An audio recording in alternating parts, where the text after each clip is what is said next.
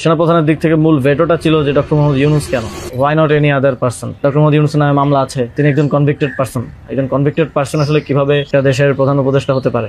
আওয়ামী লীগ একটা লোককে একেবারেই দেখতে পারছে না, এবং বাংলাদেশে তো আলটিমেটলি 30-40% পিপল আওয়ামী লীগকে সাপোর্ট করে। এই 30-40% পিপলের মতামতের বিরুদ্ধে গিয়ে একটা লোককে প্রধান উপদেষ্টা করা উচিত? সেনাপ্রধান লাস্ট আমাদেরকে বলেছিল যে আমি বুকে পাথর চাপা দিয়ে এই সিদ্ধান্তটা মেনে নিচ্ছি। আমাদের এই দীর্ঘমেয়াদী পরিকল্পনাটা করতে হতো যে যখন থেকে আমরা ফার্ম ছিলাম যে শেখ হাসিনাকে চলে যেতে হবে, তারপরে কি হবে? আমরা তো আর শেখ হাসিনা চলে যাওয়ার পরে দেশটাকে ছেড়ে দিতে পারি না। তো এই জায়গা থেকে আমরা দেখা যায় যে এই চিন্তাটা আস্তে আস্তে আসতে থাকে, কিন্তু ওই সময়টাতে আসলে এটা বিশ্বাস করাও কঠিন ছিল যে 5 তারিখের মধ্যেই হয়তো হয়ে যাবে।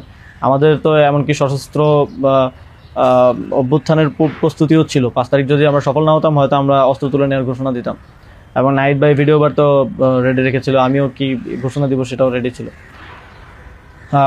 তবে এর আগে আমরা এটা অনুভব করি যে পরবর্তীতে আমরা আসলে দেশটার আসলে কি হবে শেখ হাসিনা চলে যাওয়ার পরে। সেই জায়গা থেকে মানে এটা কোনো কালেকটিভ ডিসিশন এরকম ছিল না, এমন না যে আমরা মিটিং করে ডিসিশন নিয়েছি যে ডক্টর ইউনূসকে প্রধান উপদেষ্টা বানানো হবে বা এরকম কিছু। তখন আমার মূলত যোগাযোগ হয় ইয়ার সাথে, যে যোগাযোগ হচ্ছিল আমেরিকান এম্বাসির কয়েকজনের সাথে। এর পাশাপাশি হচ্ছে সাবেক ছাত্রদলের এক বড় ভাই আছেন শামীম ভাই, উনি মিরপুরে অর্গানাইজার হিসেবে খুব ভালো ভূমিকা পালন করছিলেন। তো ওনার সাথে আমার যোগাযোগ হচ্ছিল। উনি মূলত ওনার যোগাযোগটা ছিল মূলত মুশফিকুল ফজল আনসারি ওনাদের সাথে আর কি। তো ওনার মাধ্যমে আমার ডক্টর আলী রিয়াজ, তারপর হচ্ছে বদির আলম মজুমদার স্যারদের সাথে যোগাযোগ হয়। ওনাদের সাথে আমি কথা বলি। 1 তারিখ যখন আমাদেরকে ডিবি থেকে ছেড়ে দেওয়া হয়, সেদিন প্রাথমিক কথা হয়, কিন্তু 2 তারিখ মূলত আসল কথাবার্তা শুরু হয়। ওনাদের সাথে কথা বলে এবং ওনাদেরকে তখন আমি জিজ্ঞেস করছিলাম যে ডক্টর মোহাম্মদ ইউনূস কি আসবেন কিনা যদি আমরা আহ্বান করি। তো সবার একটা কমন কথা ছিল উনি আসবেন না, কারণ ওনাকে এর আগেও তো অনেকবার চেষ্টা হয়েছে আহ্বান করার। ওই 24 নির্বাচনের আগেও একটা আলোচনা ছিল, এবং এর আগেও 19 সালের দিকে একটা আলোচনা ছিল। এর আগেও যখন তত্ত্বাবধায়ক সরকার ছিল তখনও ওনাকে আনার চেষ্টা করা হয়েছিল, বাট উনি সবসময় পলিটিক্যালি থেকে রিফিউজ করেছেন, দূরে থাকতে চেয়েছেন। তো আলী রিয়াজ স্যারও আমাকে বললেন, বদির আলম মজুমদার স্যারও বললেন যে উনি আসবেন না, আরও যাদের সাথে কথা হচ্ছিল উনি রাজি হবেন না, এই ধরনের একটা কথা ছিল। বাট আমি সরাসরি ওনার সাথেই কথা বলতে চাই, এবং তখন হচ্ছে শামীম ভাই আমাকে ওনার বর্তমান যে এপিএস সাব্বির ভাইয়ের নাম্বার দেন। তো সাব্বির ভাইয়ের সাথে যোগাযোগ করার পর সাব্বির ভাই আমাকে বলেন যে আমি তো স্যারের সাথে নাই। তো স্যারের সাথে মঈন চৌধুরী নামের একজন তখন স্যারের প্রাইভেট সেক্রেটারি হিসেবে কাজ করছিলেন। তো সাব্বির ভাই আমাকে মঈন চৌধুরীর নাম্বার দেন। মঈন চৌধুরীর সাথে আমি যোগাযোগ করি 2 তারিখ কি 3 তারিখ হবে, এবং ওনার সাথে আমার কথা হয়। এবং উনি তখন বলছিলেন যে স্যারের একটা ছোটো সার্জারি আছে। স্যার তখন ফ্রান্সে ছিলেন। তো সার্জারি আছে, এবং পরবর্তীতে আমি ওনাকে মেসেজগুলো ক্লিয়ার করার চেষ্টা করি যে আমরা চাচ্ছি এমনটা। তো উনি স্যারের সাথে কথা বলেন। স্যার আমাদেরকে পরে একটা মেসেজ পাঠান যে তোমরা যেটা করতেছো আমি তোমাদের সাথে আছি আর কি। এটা হচ্ছে 2 তারিখের দিকে স্যার একটা মেসেজ আমাদেরকে পাঠান থ্রু মঈন চৌধুরী, কিন্তু তখনও কথা হয়নি।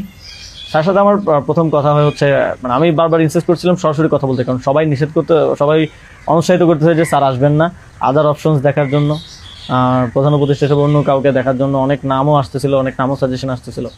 কিন্তু আমার চিন্তাটা ছিল যে আমাদের যে অর্থনৈতিক ভঙ্গুর পরিস্থিতি, তারপরে একটা বিশেষ পরিস্থিতিতে আমরা সরকার গঠন করলে সেটার জাতীয় আন্তর্জাতিক যেই স্বীকৃতির ব্যাপার আছে, এগুলো আসলে ডক্টর মোহাম্মদ ইউনূস ছাড়া পসিবল হবে না।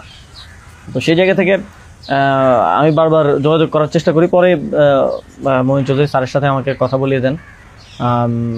সম্ভবত ওনার নাম্বার থেকেই প্রথম কথা বলা হয়, এবং স্যারকে আমি অ্যাপ্রোচ করার পরে স্যার আমাকে বললেন যে আমি হচ্ছে তোমরা অন্য কাউকে ভাবো। এটা সম্ভবত 3 তারিখ। স্যার বললেন যে, এবং স্যার কয়েকজনের নামও বললেন যে তোমরা ওনাদেরকে ভাবতে পারো। এর মধ্যে 2-1 জন আমাদের উপদেষ্টা পরিষদেও আছে এখন। স্যার বললেন যে আমার লাইফটা তো ডিফারেন্ট, আমি ওইখান থেকে আসবো কিনা। এবং উনি বলেন যে তাহলে আমি যখন বললাম যে স্যার আপনাকে ছাড়া হবে না, আপনাকে আসতেই হবে, তখন উনি বললেন যে আমি ভেবে দেখি, তোমরাও ভাবো, যদি আদার কোনো বেটার অপশন পাওয়া যায় তাহলে তোমরা ভাবো, আর আমিও ভেবে তোমাদেরকে জানাবো। তো 3 তারিখ তো অনেক কিছু আনসার্টেন ছিল, এক দফা শুধু ঘোষণা হয়েছে, কবে পতন হবে, কবে আসবে, এটা আনসার্টেন ছিল। তো আমার মনে হয় এটাও ডিসিশন নেওয়ার ক্ষেত্রে একটা বাধা ছিল সে সময়। কিন্তু আমি যথেষ্ট আমার মনে হচ্ছিল যে উনি ডিনাই করলেও he is to some extent positive, যেটা বাকিদের থেকে আসতেছে যে একেবারেই আসবে না এরকম। আসিফ স্যারও বলতেছিল যে আসবে না স্যার, রাজি হবে না। তো আবার আমার মনে হচ্ছিল যে এই লোকগুলো তো সবাই স্যারকে পার্সোনালি চেনে, ওনারা বলতেছে। কিন্তু আমরা ইনসিস্ট করি, আমি ইনসিস্ট করি, এবং আমি তখন আসলে বাকিদেরকে জানিয়ে রাখছিলাম যে আমার স্যারের সাথে যোগাযোগ হচ্ছে। তখন এটা কোনো কালেকটিভ ডিসিশন ছিল না যে ওনাকে আমরা প্রধান উপদেষ্টা করব। আমি নাহিদ ভাই, মাহফুজ ভাইদেরকে জানিয়ে রাখি যে ওনার সাথে যোগাযোগ হচ্ছে, দেখি এটা কোথায় যায়। আর সবার কাছেই তো তখন সময়টা আনসার্টেন ছিল যে কখন পতন হবে, কখন সরকার হবে। এটা অনেক ফার সাইটেড আসলে বিষয় ছিল ওই সময়টাতে, কারণ আমাদের মনে হচ্ছিল না যে 5ই আগস্ট পতন হবে। আমাদের মনে হচ্ছিল যে আরও হয়তো দীর্ঘ সময় আমাদের লড়াই করতে হতে পারে। ইভেন সব ধরনের সম্ভাবনাই ছিল, এটা একটা গৃহযুদ্ধের দিকে যাওয়ার পরিস্থিতি হচ্ছিল ওই সময়টাতে। তো পরবর্তীতে যখন এরপর স্যারের সাথে আমার কমিউনিকেশন, স্যারের টিমের সাথে কমিউনিকেশন চলছিল।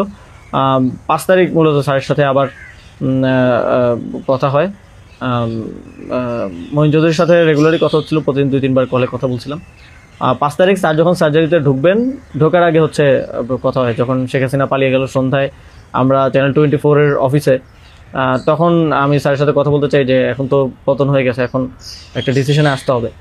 তো তখন মহিন ভাই স্যারের সাথে আমাদেরকে কলে যুক্ত করেন। তো চ্যানেল 24 অফিসেই নাহিদ ভাই আর আমি আমার ফোন থেকে